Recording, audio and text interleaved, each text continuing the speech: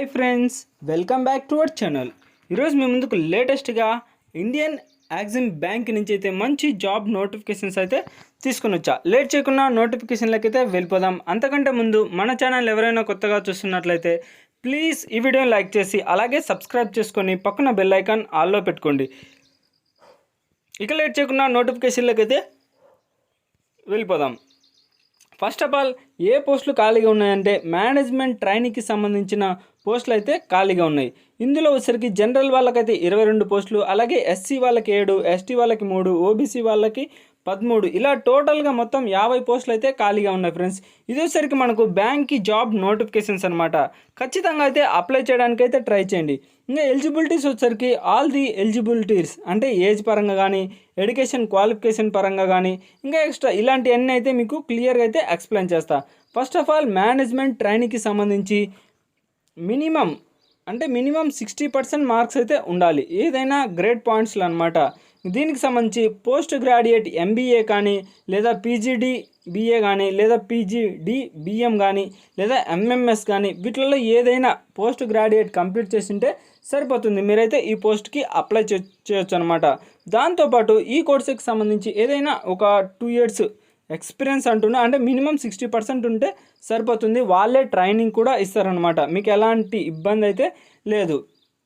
ఇంకా దాంతోపాటు కొన్ని కమ్యూనికేషన్ స్కిల్స్ అయితే ఉండాలి, ఎక్సలెంట్ కమ్యూనికేషన్ స్కిల్స్ ఉండాలని మనకు క్లియర్గా అయితే మెన్షన్ చేశాడు. ఇంకా ఏజ్ లిమిట్ వచ్చేసరికి not below 21 years and not about 28 years, అంటే 21 years లోపు వారు అప్లై చేయడానికి అయితే కుదరదు అనమాట. 21 years పైన, అలాగే 28 years మధ్యన, ఈ మధ్య ఏజ్ వాళ్ళు మాత్రం అప్లై చేయడానికి ఉంటుంది.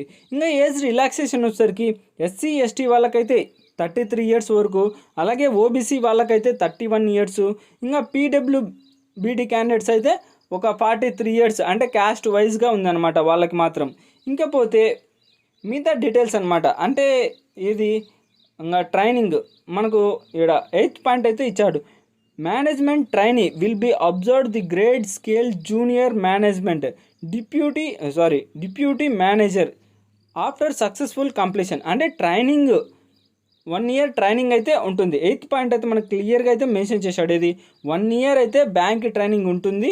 మంత్లీ స్టీఫండ్ వచ్చేసరికి 65,000 వరకు అయితే మీరు ఎర్న్ చేసుకోవచ్చు అనమాట, అది ట్రైనింగ్ పీరియడ్లో. The pay band of deputy managers appointed in the service of ఈ బ్యాంక్ సెల్ బి 48,000, అంటే ఒక శాలరీ వైజ్ 48 నుంచి 85,000 వరకు అయితే మీరు ఎర్న్ చేసుకోవచ్చు అనమాట. ఇది శాలరీ విషయాన్ని ఫ్రెండ్స్.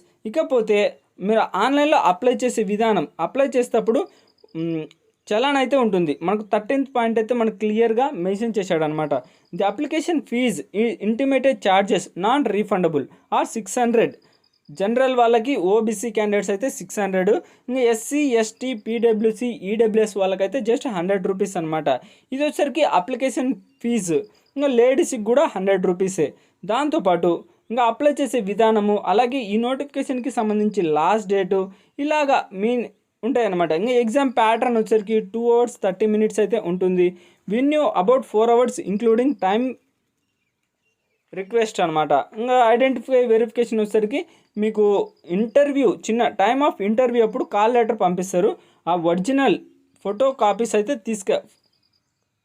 తీసుకెళ్లాల్సి ఉంటుంది ఇంటర్వ్యూ టైంలో అనమాట.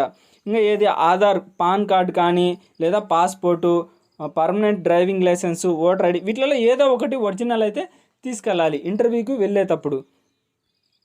ఇంకా ration card, driving licence not valid for proof, అంటే రేషన్ కార్డు కానీ లర్నర్స్ డ్రైవింగ్ లైసెన్స్ అయితే కుదరదనమాట. మీట ఆధార్ కార్డు ఇవైతే తీసుకెళ్ళొచ్చు ఎగ్జామ్ ఇంటర్వ్యూకి కానీ, ఎగ్జామ్ ప్యాటర్న్కి కానీ. ఇంకా ఎగ్జామ్స్ సెంటర్స్ వచ్చేసరికి మనకు క్లియర్గా అయితే మెన్షన్ చేశాడు. ఇంకా ఎగ్జామ్ ప్యాటర్న్ వచ్చేసరికి